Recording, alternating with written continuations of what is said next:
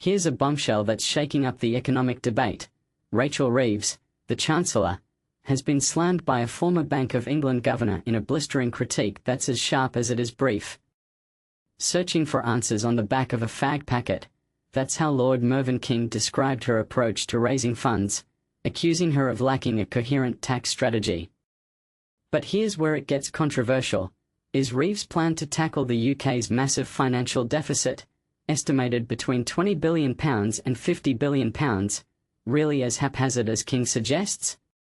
Or is she simply navigating a minefield of tough choices with no easy solutions? Reeves is widely expected to unveil a mix of tax hikes and spending cuts in her upcoming budget on November 26. Among the proposals making headlines are a new mansion tax, an annual 1% charge on properties valued over £2 million, and a potentially manifesto-breaking 2p increase in income tax. But is this piecemeal approach enough to address the UK's fiscal crisis? Lord King, who steered the Bank of England through the 2008 financial storm, thinks not. He argues that Reeves should establish a dedicated group to spend 12 months thoroughly examining the entire tax system, from property to savings and wealth, to craft a long-term, coherent strategy. Instead, he claims, the government is scrambling for quick fixes, relying on last-minute ideas that feel hastily scribbled, like something written on the back of a fag packet. That is not a coherent tax strategy, King told Sunday with Trevor Phillips on Sky News. You could do a great deal by thinking it through first.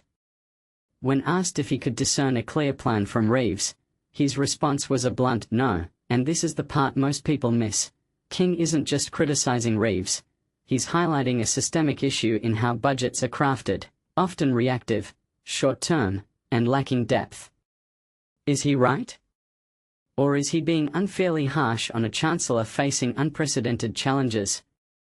Health Secretary Wes Streeting acknowledged the challenging state of public finances on Sunday, though he optimistically pointed to green shoots of economic recovery. Yet, he admitted, we are not out of the woods yet. Meanwhile, the International Monetary Fund, IMF, has painted a mixed picture. While the UK is projected to have the second fastest growing economy in the G7, it's also expected to face the highest inflation among G7 nations in 2025 and 2026. So, is Reeves' approach a necessary evil in turbulent times, or a missed opportunity for meaningful reform? The debate doesn't end here. King's critique raises broader questions about how governments balance immediate fiscal needs with long-term strategic planning. Should Reeves prioritize quick wins to plug the deficit, or take a step back to redesign the tax system from the ground up? And what role should public opinion play in these decisions? Do you think Reeves is on the right track, or is King's call for a more deliberate approach the way forward? Let's hear your thoughts in the comments. This is one economic debate that's far from over.